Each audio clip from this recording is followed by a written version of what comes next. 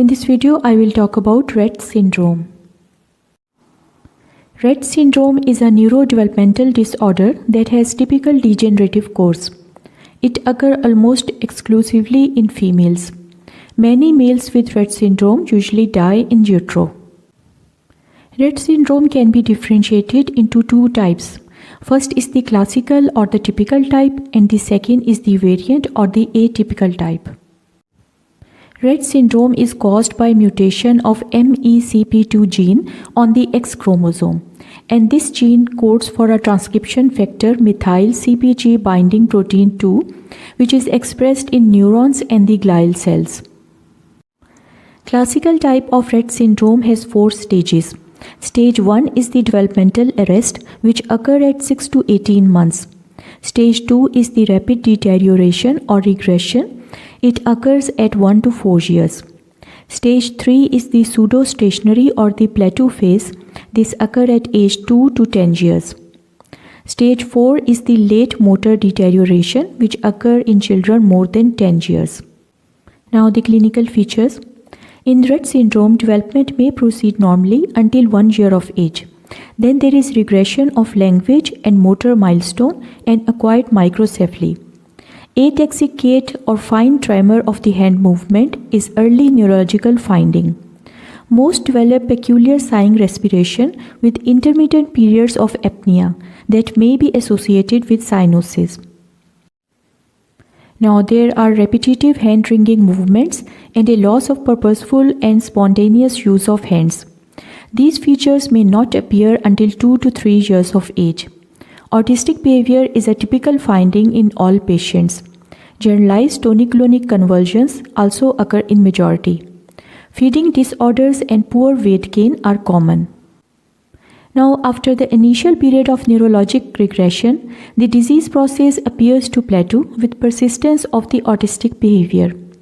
Cardiac arrhythmias may result in sudden unexpected death. Generally, girls survive into adulthood. Now I will discuss the diagnostic criteria of the classic Rett syndrome. Diagnosis of classic Rett syndrome require that patient meet certain necessary, supportive and exclusion criteria. Necessary diagnostic criteria for the classic Rett syndrome include apparently normal prenatal and perinatal period, apparently normal development through at least first 5 to 6 months of life, normal head circumference at birth, deceleration of head growth at 3 months to 3 years of age, loss of acquired skills at 3 months to 3 years, including learned purposeful hand skills, acquired babble or learned words, and communicative abilities. Necessary diagnostic criteria also include appearance of obvious mental deficiency, appearance successively of intense hand stereotypes, including hand wringing or squeezing, hand washing, petting or rubbing, and hand mouthing or tongue pulling. Gait abnormalities among ambulant girls include gait apraxia, dyspraxia or both, as well as jerky truncal ataxia, body dyspraxia or both. Diagnosis is tentative until the individual is aged 2 to 5 years. Now, supportive criteria for the diagnosis of classic Rett syndrome include breathing dysfunction, including periodic apnea during wakefulness, intermittent hyperventilation, breath holding spells, and forced expulsion of air or saliva, bloating or marked air swallowing, EEG abnormalities including slow waking background and intermittent rhythmic slowing, and epileptiform discharges with or without clinical seizures. Other supportive diagnostic criteria for Rett syndrome include epilepsy, spastic sign, lateral muscle wasting or dystonia, peripheral vasomotor disturbances, neurogenic scoliosis, hypotrophic small and cold feet, and growth retardation. Now, exclusion criteria for the diagnosis of classic Rett syndrome include organomegaly or other signs of storage disease, retinopathy or optic atrophy, microcephaly at birth, presence of identifiable metabolic or other neurodegenerative disorder, acquired neurologic disorder resulting from severe infections, head trauma or toxic ingestion, evidence of intrauterine growth retardation, and evidence of perinatally acquired brain damage. Now, females who meet the clinical diagnostic criteria for Rett syndrome should undergo genetic testing for MECP2 gene mutation. Other lab studies which are helpful in a patient with Rett syndrome include barium swallow study or overnight pH probe study, neuroimaging like magnetic resonance imaging, electrocardiogram, electroencephalogram, auditory brainstem evoked response, somatosensory evoked response, electromyography, electroretinography, polygraphic respiratory recording, and psychometric testing. Now I will discuss the management. No medications are available specifically for the treatment of Rett syndrome.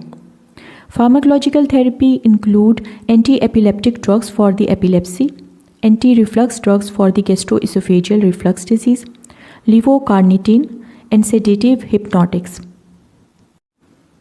Non-pharmacological therapy include vagal nerve stimulation, Snozelan multisensory approach with or without hydrotherapy, placement of a gastrostomy tube, fundoplication if the gastroesophageal reflux is refractory to medical treatment, and surgical treatment of scoliosis if the condition does not respond to orthotics.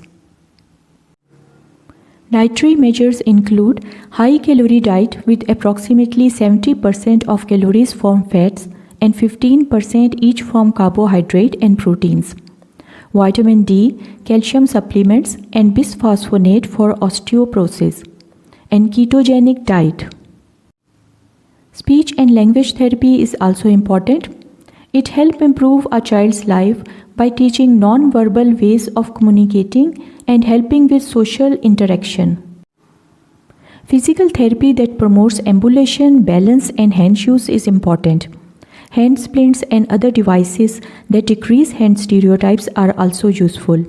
Hinged ankle-foot orthosis and physical therapy is beneficial in treating toe walking that results from increased heel cord tone. Now, in the end, behavioral intervention. Practicing and developing good sleep habits may be helpful for sleep disturbance in a child with Rett syndrome. Thanks for watching this video. Please like, share, and subscribe to my channel.